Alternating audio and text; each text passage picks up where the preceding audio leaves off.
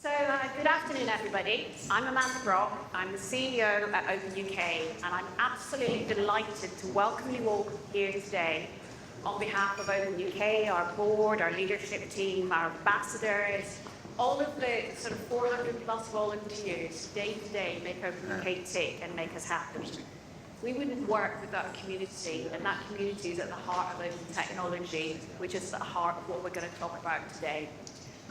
It's almost impossible today, on the 3rd of July 2024, to be in a room with other people and to talk about anything apart from tomorrow. Right? Not just the 4th of July and Independence Day, but because tomorrow is a major election for the UK. Whatever's going to happen, whoever's going to end up winning that election is a major election. And it impacts absolutely everything. It impacted my choice of dress this morning. I put what I was planning to wear on and realised it was red.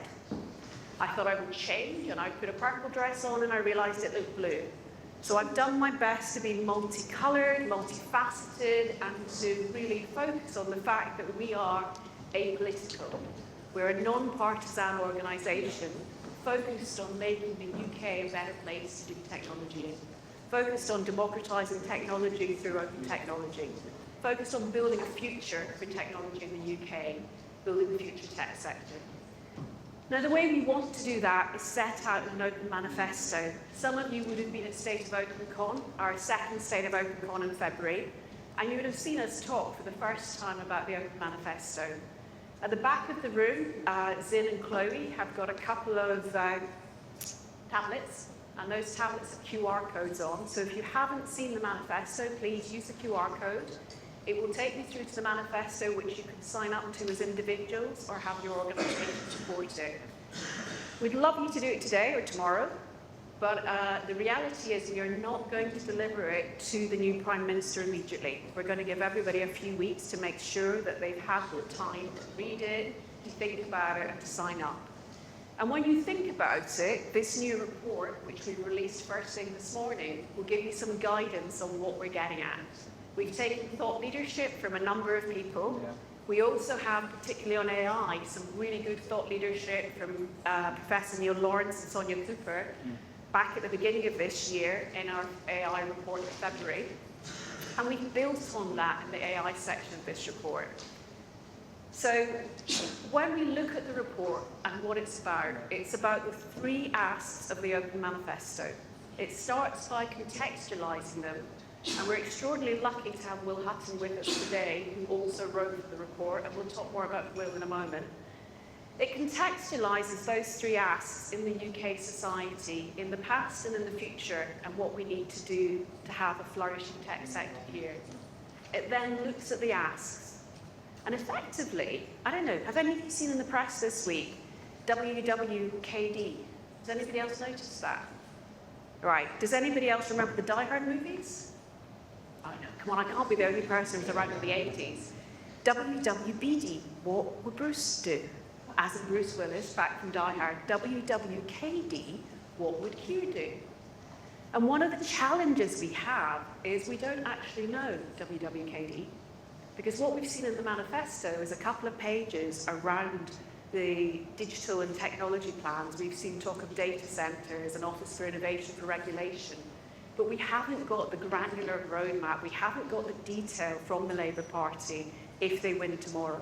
And if they don't win, we know they're going to be significant. So we do know that we need to know their plans too. So we have a moment in time still, and we have a moment in time as a community, as an open technology group, to influence that future roadmap, those future plans for technology here in the UK. And that's what we break down in this report in the three asks. Now, I'm going to be a little bit tedious for a few minutes, just some stuff on the report.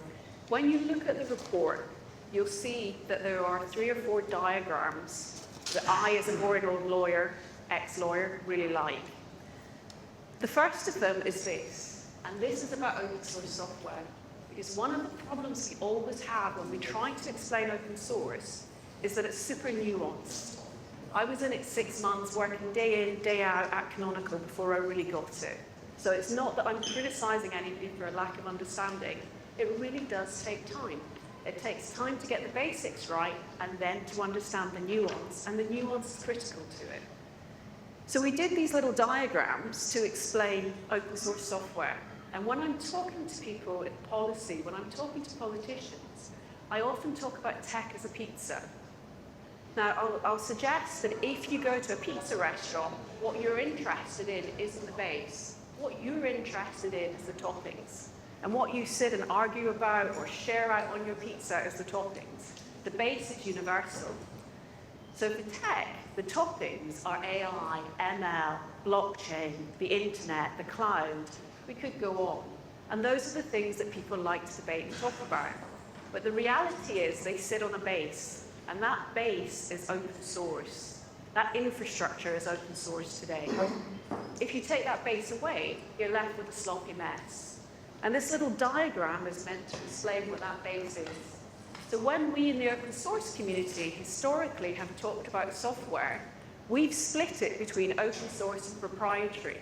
Now that's immediately confusing because the opposite of open is not closed. The opposite of open is proprietary. Immediately we've lost half the room. And down in this bottom corner, we've got the closed source you would expect to sit there. But sitting on top of it, we have code which shares the source, but isn't actually open source because it doesn't meet the open source definition. And then we see the way that the policymakers and politicians tend to think of it. And understandably, they split closed and open. So to them, the opposite of open is closed. Now, this has always mattered to us. It's always mattered because within open source, you have a free flow. And it's that free flow, definitions 5 and 6 of the open source definition, that enables open source to be what it is, enables adoption, enables the engagement that we get. So nobody is discriminated against, and they can use the code for any purpose. Now, that doesn't mean it's not subject to laws and regulation, but within the licensing of open source, anyone can use the code for any purpose. And what we see here is a merging of code where the source is freely available, but it doesn't meet our open source standards. And that's become increasingly important. So I'm going to suggest that from here on in, at least within OpenUK, we're going to start talking about 3 kinds of code, not 2. And this is going to matter as we talk to policymakers and regulators.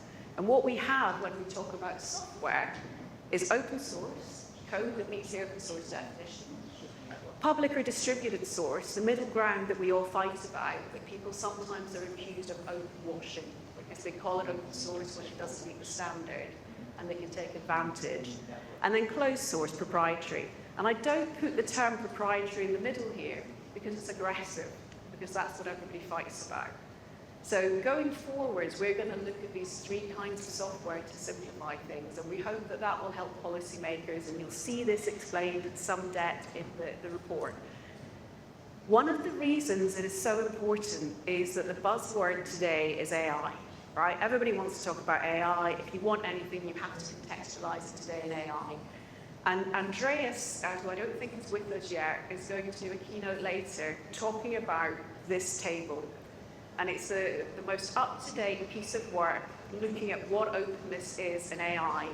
It was written maybe 3 weeks ago, published 3 weeks ago in the Netherlands. And it breaks down across 14 criteria, across the top, the things in AI that could be open. And then down the vertical, it looks at the different so-called open AI, open source AI, AI open innovation, whatever label they've come under. Now, I think this is probably the most important piece of work today on open source AI, this granular breakout. It followed fast on the heels of the Columbia convening, and it follows the principle that OpenUK suggested to the House of Lords in their inquiry. So the reason I just wanted to start the day by going through what open source is in a boring old lawyer way is that I want you to look at this. And as we think about today, as we think about the AI speakers later this afternoon, and we think about what openness is in the terms of our policymakers and our 3 asks, we remember that open source software is one thing, open AI is a different thing, and we have these different components. Now, if anybody feels confused at this stage, I promise by the end of the day, you will have heard enough of this from enough experts that all will become clear. but you might want to go back to these images at the end of the day because they may help. So in the report, we have 3 asks, and in the manifesto, we have 3 asks that the report explores. Those are around skills, they're around the public sector, and they're around AI openness.